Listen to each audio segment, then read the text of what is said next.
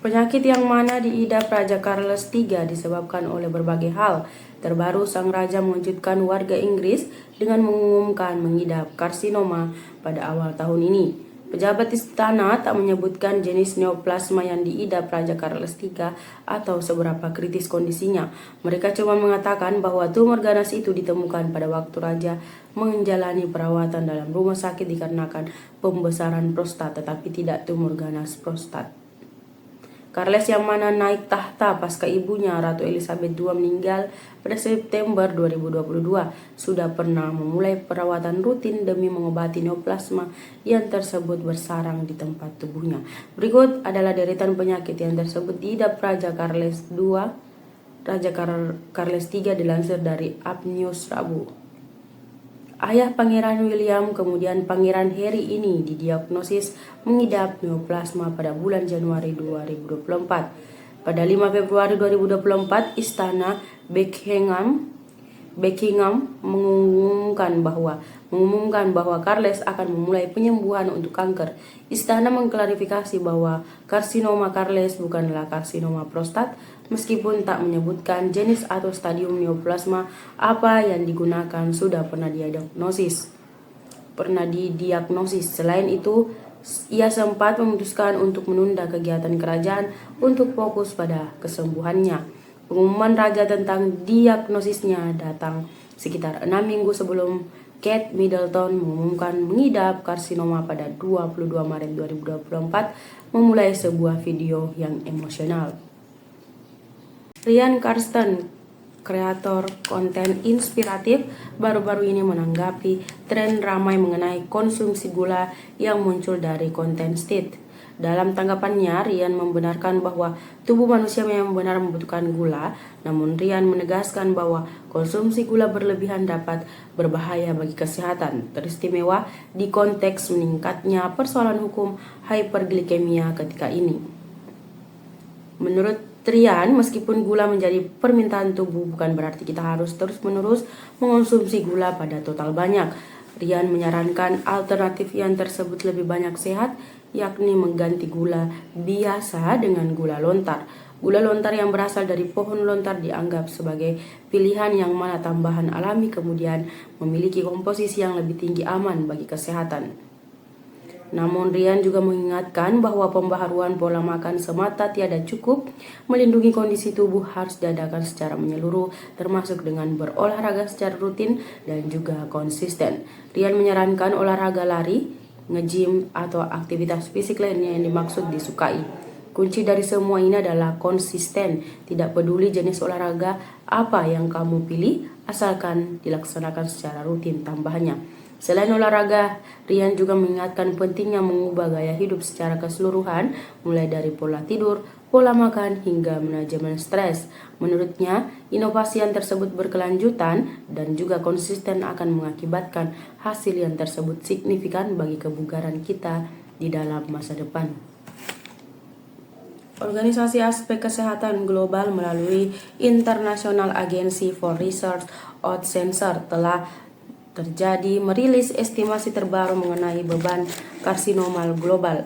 Angka yang tersebut dikumpulkan dari 185 negara itu mengungkapkan bahwa ada 10 jenis karsinoma yang terus menyumbang 2/3 dari persoalan hukum baru karsinoma yang dimaksud bermunculan juga menjadi penyulut utama kematian pada seluruh dunia.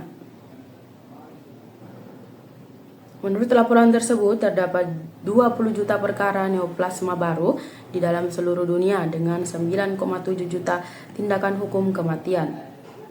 Kanker paru-paru memiliki tingkat kejadian tertinggi 12,4%, disertai oleh tumor ganas kelenjar susu 11,6%, karsinoma usus besar 9,6%, tumor ganas prostat 7,3%, dan juga tumor ganas perut 4,9%.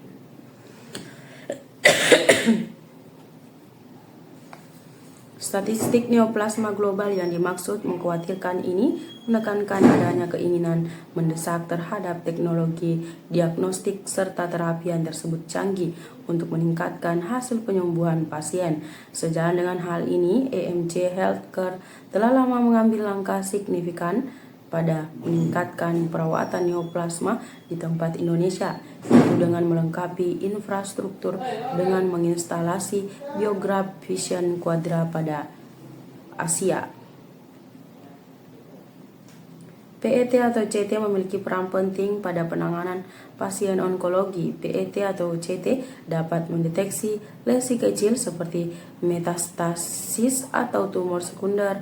Mendeteksi tumor ini sangat penting sebab dapat menentukan sebagaimana penanganan pasien setelahnya.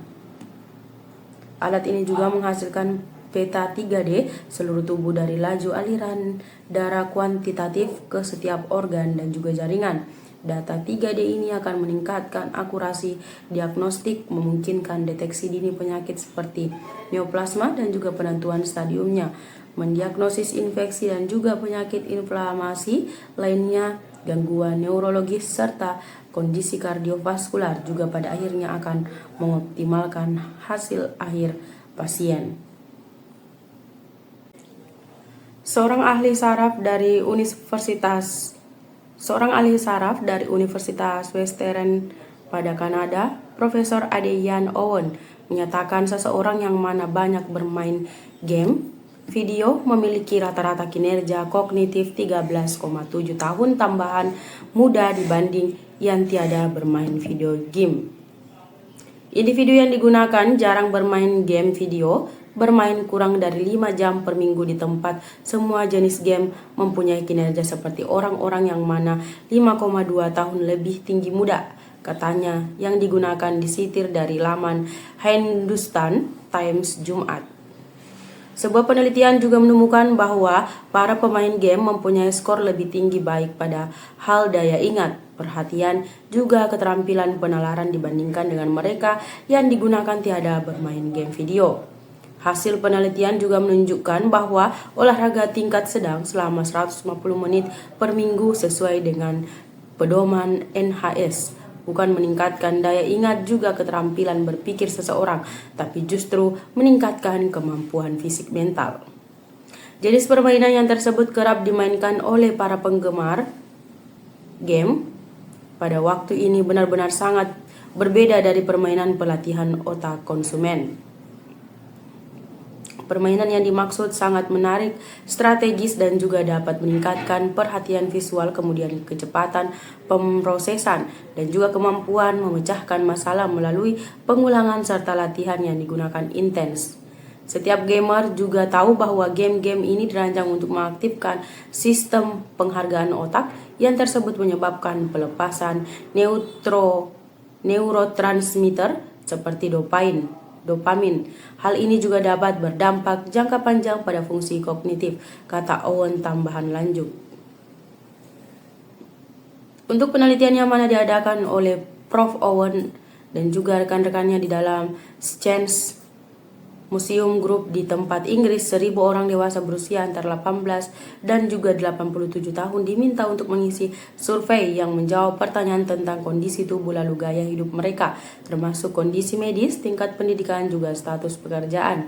Mereka juga mengikuti tes otak yang mengukur berbagai aspek kognisi seperti pembelajaran, perhatian, persepsi, kemudian keterampilan memori.